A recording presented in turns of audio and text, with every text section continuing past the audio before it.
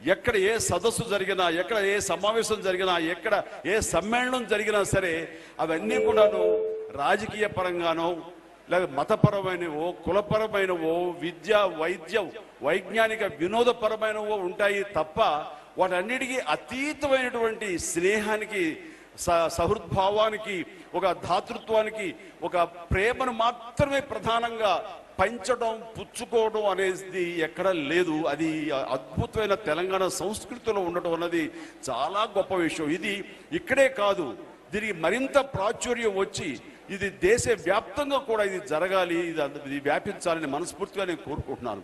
ఎందుకంటే నా స్వవిషయాన్ని తెలిస్తే నేను ఇదే మైండ్ సెట్తో ఉండేవాడిని. నేను 80వ దశకంలో బిగినింగ్ డేస్లో ఫిలిం ఇండస్ట్రీకి వచ్చిన కొత్తల్లో హీరోస్ రామారావు గారు, నాగేశ్వరరావు గారు, కృష్ణ, శోభన్ బాబు, కృష్ణదాసు వీళ్ళందరూ ఇండస్ట్రీలో ఎలా కలిసిమెలిసి ఉన్నా సరే అభిమానులు వచ్చేసరికి ఒకరి మీద ఒకరి ద్వేషం, ఒకరి మీద ఒకరి పగ, ఆ వాల్ పోస్టర్ చింపేయటం, వాల్ పోస్టర్ మీద అశుద్ధాలు వేసేయటం, అక్కడి నుంచి లేనిపోని గొడవలు తెచ్చుకోవడం, ఇవన్నీ చూస్తుంటే కనుక చాలా బాధగా అనిపించేది నాకు. ఇది కాదు కదా, సినిమాలు ఎవరైనా చేయొచ్చు, ఎవరి సినిమా అయినా మనం ఆదరించవచ్చు, ఎవరి సినిమాలు అభిమానం అయినా సరే మనం వాళ్ళకి చూపించవచ్చు, తద్వారా మన యొక్క ప్రేమను చాటుకోవచ్చు. కానీ ఈ యొక్క నెగిటివిటీ ఉంది సరా, మన హేహ్య భావం ఉంది, అది ఎందుకు ప్రదర్శించాలి, ఎందుకు ఆ నెగిటివ్ అనేది ఉండాలి?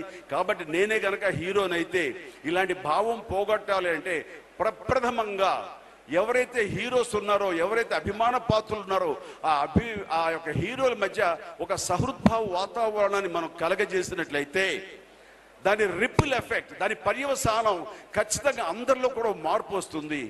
కేవలం వాల్ పోస్టర్లని, ఆయా హీరోల్ని పొగడటం, వాళ్ళకి పాలాభిషేకం చేయటం, లేకపోతే హారతులు పట్టడం, లేదా ఇతర పడినటువంటి హీరోలు ఉంటే కనుక వాళ్ళ దీని మీద పేడలు చల్లటం, కళ్ళపు చల్లటం, ఇలా జరిగిపోయేటువంటి ఈ సందర్భాన్ని దీన్ని మార్చాలి అని ప్రధానంగా నేను ఆ రోజు అనుకున్నాను. ఇది నాలోంచి ఉద్భవించినటువంటి నా ఆలోచన. అది ఆ రోజుల్లో ఒక పార్టీ కల్చర్ని పెట్టి ఒక సినిమా హిట్ అయినా, ఒక సినిమా 100 days చేసుకున్న, ఒక సినిమా ముహూర్తం జరుపుకున్న ఆ రోజున మిత్రులందరినీ పిలిచేవాడిని. వెంకటేష్ని, బాలకృష్ణని, నాగార్జుని, మోహన్ బాబుని, ఒకళ్ళు ఇద్దరంటే డైరెక్టర్ని, తమిళ హీరోస్ని అందరిని పిలిచి ఓ పెద్ద పార్టీ ఇచ్చేవాడిని. ఆ పార్టీలో కలిసిమెలిసి మాట్లాడుకోవడం, అరమరికలు లేకుండా మాట్లాడుకోవడం, ప్రేమను ఇచ్చిపుచ్చుకోవడాలు, కవులించుకోవడాలు. ఆఫ్టర్ 1 or 2 తర్వాత మరీ ప్రేమ పొంగి పొరలిపోతుంది. అది చాలా చక్కటి వాతావరణం. దాని తర్వాత చాలా కాలం వాళ్ళు చాలా బాగా ఉండేవాళ్ళు. అట్లాగా సంవత్సరం పొడుగుతా ఇలాంటి కార్యక్రమాలు మేము అప్రూవ్ చేస్తుండేవాడిని. దాని ఫలితం నేను అనుభవించాను. అదేవిధంగా మరో సినిమా శంకర్ దాదా MBBSలో ఒక వ్యక్తి నేలను ఊడుస్తూ ఉంటాడు. వాడికి చిరాకు వస్తుంది, వాడికి శుభ్రంగా ఊడుస్తుంటాడు, మళ్ళీ తొక్కి మరేస్తుంటారు. వాడికి చిరాకు వచ్చి వాడికి కోపం వచ్చేస్తుంది, ఫ్రస్ట్రేషన్.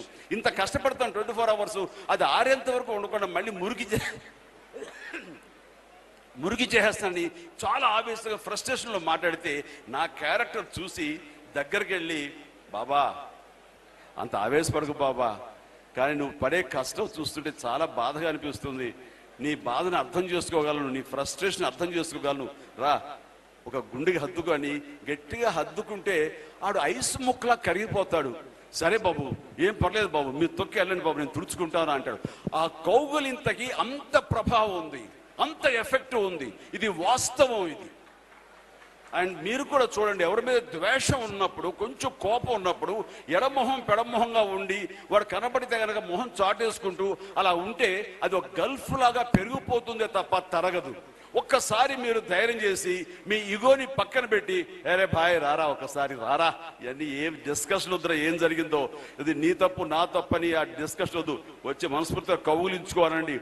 మనం నోటితో చెప్పలేనిది మన గుండె చప్పుడు వాడి గుండె కలిసినప్పుడు అది చెప్పుద్దండి, అరే మనంతా మానవులు రా, కలిసి ఉండాలిరా, ఈ స్నేహ ఈ యొక్క ద్వేషాలు ఇవి ఎంతకాలం మనం ఇలా పెంచుకుంటూ వెళ్తాము అంటూ అది చెప్పుద్ది. మనం చెప్పలేని భాష మన గుండె చెప్తుంది. అందుకనే అది గ్రహించే ఇక్కడ తెలంగాణ సంస్కృతిలో దసరా పండుగ అయిన తర్వాత జమ్మి ఆకులు తెచ్చుకుంటూ అవతల వాళ్ళకి ఇచ్చి, పెద్దవాళ్ళైతే కాళ్లకు దండం పెట్టి, చిన్నవాడు అయితే హృదయానికి హత్తుకుని ఆ రకంగా వాళ్ళ సుహృద్భావ వాతావరణాన్ని కలగజేసేలాగా